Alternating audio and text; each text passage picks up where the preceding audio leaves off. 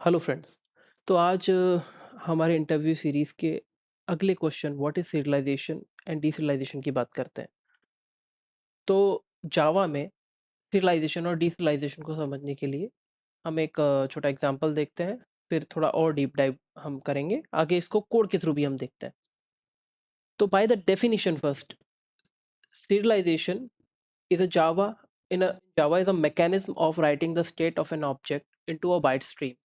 It is mainly used in Hibernate, RMI, JPA, EJB, JMS technologies. The reverse operation of serialization is called deserialization, where the byte stream is converted into an object. बाद में वापस इस definition पे आएंगे, इसको अभी मोटा मोटा तौर पर आप समझें। तो जावा में किसी भी ऑब्जेक्ट की स्टेट को किसी भी फाइल में या मेमोरी में या कहीं भी राइट करने के लिए हमें उस ऑब्जेक्ट को बाइट स्ट्रीम में कन्वर्ट करना पड़ता है। इस प्रोसेस को हम सीरियलाइजेशन कहते हैं। और इसका उल्टा मतलब, अगर हम किसी बाइट स्ट्रीम को अगर हम किसी ऑब्जेक्ट में वापस कन्वर्ट करते हैं तो उसे बोलते हैं डीसीरियलाइजेशन। एक एग्जांपल इसका देखते हैं। जैसे मानो एक ब्राउजर है जिसमें हम कोई फॉर्म सबमिट कर रहे हैं। तो जब भी हम कोई फॉर्म सबमिट करते हैं, आपको पता होगा हम पोस्ट मेथड के थ्रू एक फॉर्म सबमिट कर सकते हैं। तो जब भी हम एक फॉर्म सबमिट कर रहे हैं तो वो रिक्वेस्ट जो है हमारे ब्राउज़र से पहले सीरियलाइज़ होती है। उसके बाद वो हमारे सर्वर तक पहुँचती है ओवर द नेटवर्क।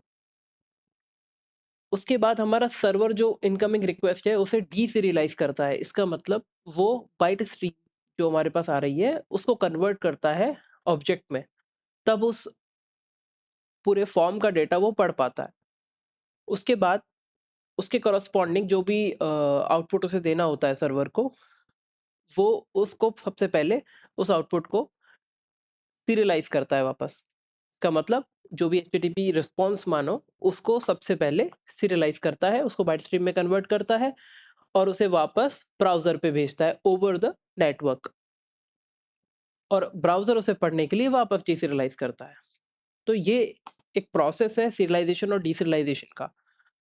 अब इसको अगर हम प्रोग्रामेटिकली सोचें, तो मानो हमारे पास 2 प्रोग्राम हैं।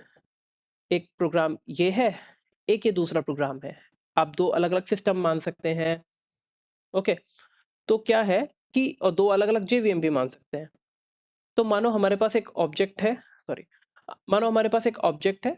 ये ऑब्जेक्ट एक पर्सन ऑब्जेक्ट है जिसके अंदर कुछ फ़ील्ड्स हैं, जैसे पर्सन की ऐज है, पर्सन का नाम है, सरनेम है, उसका एड्रेस है, ठीक है? हमको इस ऑब्जेक्ट के अंदर इस ऑब्जेक्ट को हमें किसी फाइल के अंदर या कहीं भी सेव करना है, जिससे कोई दूसरा जेवीएम रीड कर सके। तो उसके लिए हमें इस ऑब्जेक्ट को सबसे पहले कन्वर्ट करना पड़ेगा बाइट स्ट्रीम में।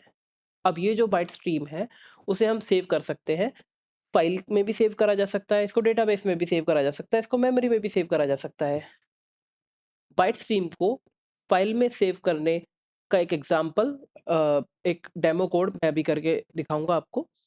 तो जब हमने ऑब्जेक्ट को बाइट स्ट्रीम में कन्वर्ट करा और उसको एक फाइल में सेव किया, तो कोई दूसरा जेवीएम, कोई भी प्रोग्राम, कोई सिस्टम इस फाइल से भी या किस डेटाबेस से, इस मेमोरी से इस बाइट स्ट्रीम को रीड करके कन्वर्ट वापस कर सकता है ऑब्जेक्ट में।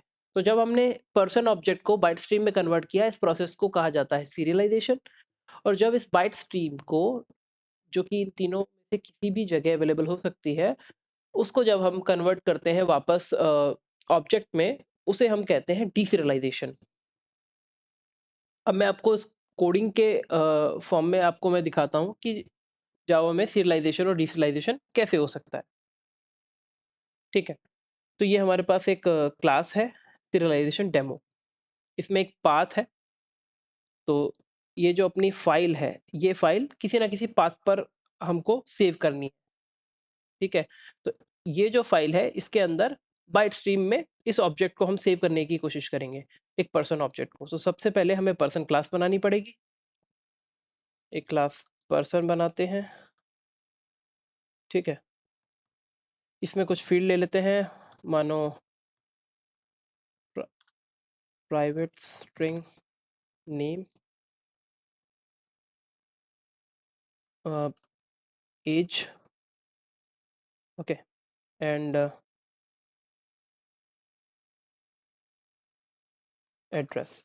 ठीक है, इसके गेटर सेटर जनरेट कर देते हैं।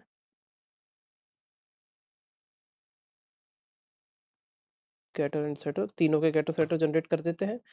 एक मैं यहाँ पे टू स्ट्रिंग भी जनरेट कर देता हूँ, जिससे हमें इसको प्रिंट करने में आसानी होगी। यहाँ पे हमने जनरेट किया टू स्ट्रिंग मेथड। ठीक है, तो अब हमारे पास एक क्लास पर्सन है। ये अपने डायग्राम में इधर एक पर्सन क्लास बनाई है। अब सबसे पहले इसका ऑब्जेक्ट बनाते हैं। तो अपनी सिविलाइजेशन डेमो क्लास में चलते हैं। यहाँ पर सबसे पहले एक पर्सन क्लास का ऑब्जेक्ट बनाते हैं। ठीक है, पर्सन क्लास में कुछ डेटा डालते हैं, जैसे कि नाम,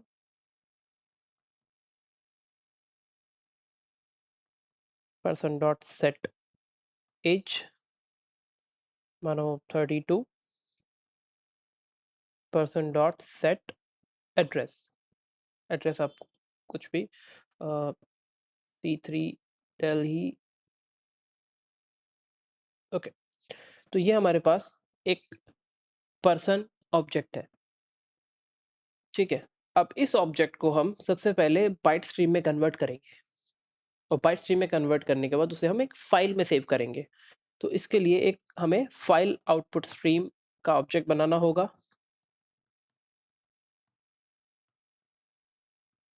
ठीक है, इसको पाथ देना होगा कि हाँ, आपको ये फाइल जो है कहाँ स्टोर करनी है। तो मैंने पाथ एक पहले से ही बना रखा है।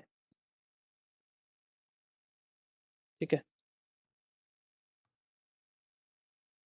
इसके बाद हमें एक ऑब्जेक्ट को अगर इस फाइल के अंदर सेव करना है, तो उसके लिए हमें एक ऑब्जेक्ट आउटपुट स्ट्रीम का ऑब्जेक्ट बनाना पड़ेगा। ठीक है, उसको हमें ये फाइल आउटपुट स्ट्रीम का ऑब्जेक्ट पास करना होगा। ठीक है, तो इस ऑब्जेक्ट आउटपुट स्ट्रीम के पास कुछ मेथड्स होते हैं, जैसे राइट ऑब्जेक्ट। तो इसके थ्रू हम इस ऑब्जेक्ट को राइट कर सकते हैं। हमें ऑब्जेक्ट राइट करना है हमारा पर्सन ऑब्जेक्ट, ये वाला। ठीक है, तो ये person object object output stream के थ्रू स्ट्रीम में कन्वर्ट होगा, और इसको हम सेव कर रहे हैं एक फाइल में, फाइल आउटपुट स्ट्रीम के थ्रू। ठीक है, जब भी हम किसी स्ट्रीम को ओपन करते हैं, ठीक है, तो हम उसे क्लोज भी कर देते हैं। सबसे पहले इसे फ्लश कर देते हैं, उसके बाद हम इसको क्लोज कर देते हैं।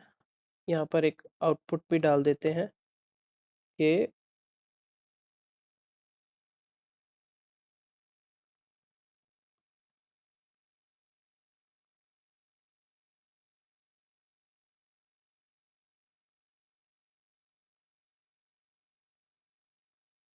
Person object serialised successfully.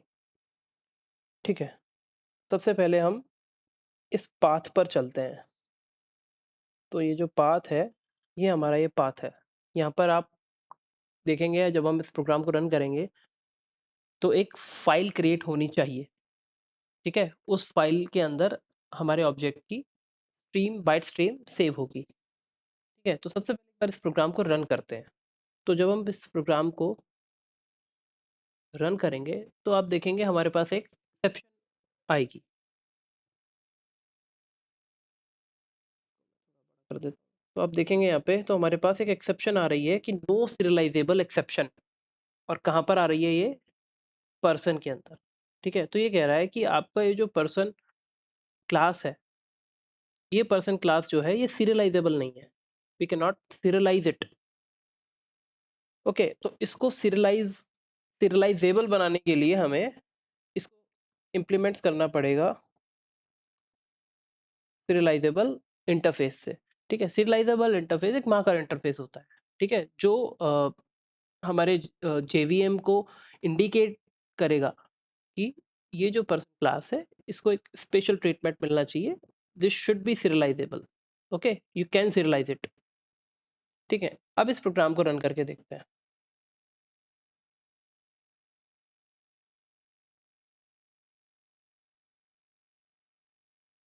तो आप देखेंगे पर्सन ऑब्जेक्ट सीरियलाइज। सक्सेसफुली। तो आप यहाँ पे देखेंगे इस पाथ पे एक फाइल बन गई है पर्सन, ठीक है? इसको अगर हम ओपन करेंगे तो आपको यहाँ पर कुछ इस तरह के कैरेक्टर्स दिखेंगे जो रीडेबल फॉर्म में नहीं है। जैसे ये सारे कैरेक्टर्स आपको दिखेंगे। कुछ यहाँ पे आपको दिखेंगे जैसे एक क्लास पर्सन है, उसमें यहाँ पे आपको नेम भी दिखेगा, ये एड्रेस है, ये नेम है। बट ये नॉन ह्यूमन रीडेबल है, इसे जेवीएम रीड कर सकता है, ठीक है? तो ये हमने हमारे डायग्राम का एक पार्ट देखा कि एक ऑब्जेक्ट पर्सन जो है बाइट स्ट्रीम में कन्वर्ट हुआ, उसके बाद वो फाइल के अंदर सेव हुआ, ठीक है? ये प्रोसेस हुआ आपका सीरियलाइजेशन का। अब डीसीरियलाइजेशन प्रोसेस के लिए आप किसी दूसरे प्रोग्राम में या इसी प्रोग्राम में इस फाइल से बाइट स्ट्रीम को रीड कर सकते हो और उसको एक पर्सन ऑब्जेक्ट में वापस कन्वर्ट कर सकते हो। मैं अभी इसी प्रोग्राम में आपको इस एग्जांपल को आगे बढ़ाकर बताता हूँ, ठीक है?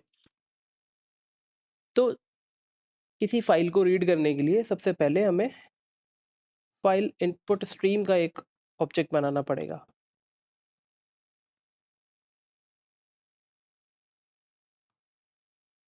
ठीक है? इसे हमने वही पाथ दिया है जहाँ पर हमारी फाइल अवेलेबल है, ठीक है? और याद रखना ये file output stream, object output stream, file input stream ये चेक्ड एक्सेप्शन थ्रो करते हैं, जिसे मैं यहाँ पे ऑलरेडी थ्रोस कर चुका हूँ, ठीक है? इसके बाद हम ऑब्जेक्ट इनपुट स्ट्रीम का एक ऑब्जेक्ट बनाएंगे, ठीक है? इसको हम हमारी फाइल इनपुट स्ट्रीम का ऑब्जेक्ट पास करेंगे इसके कंस्ट्रक्टर में। उसके बाद आप देखेंगे ऑब्जेक्ट इनपुट स्ट्रीम के पास एक रीड ऑब्जेक्ट करके एक मेथड है जो एक ऑब्जेक्ट रिटर्न करता है, ठीक है? हमें चाहिए एक पर्सन ऑब्जेक्ट जो कि डीसरियलाइज्ड पर्सन ऑब्जेक्ट हो, ठीक है? यहाँ पर एरर आ रही है तो इसके लिए हमें इसकी कास्टिंग करनी पड़ेगी, सॉरी, पर्सन क्लास पे, ठीक है? क्योंकि ये जो रीड ऑब्जेक्ट मेथड है आप देखेंगे ये एक ऑब्जेक्ट रिटर्न करता है, इसलिए हमें इसको पर्सन में कास्ट करना पड़ा। तभी हमें यहाँ पे एक पर्सन रेफरेंस के अंदर ये ऑब्जेक्ट आ सकता है, ठीक है? इसके बाद हम हमारी इनपुट स्ट्रीम को क्लोज कर देंगे। इसके बाद हम इस सॉरी इससे पहले हम इसको पहले फ्लश कर देते हैं। आई थिंक इसमें फ्लश का ऑप्शन नहीं आता है। इसके अपनी ऑब्जेक्ट आउटपुट स्ट्रीम को क्लोज किया। उसके बाद हम यहाँ पर एक मैसेज डाल देते हैं कि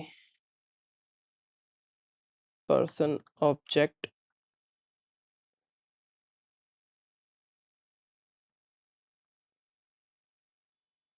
डीसरियलाइज्ड सक्सेसफुली,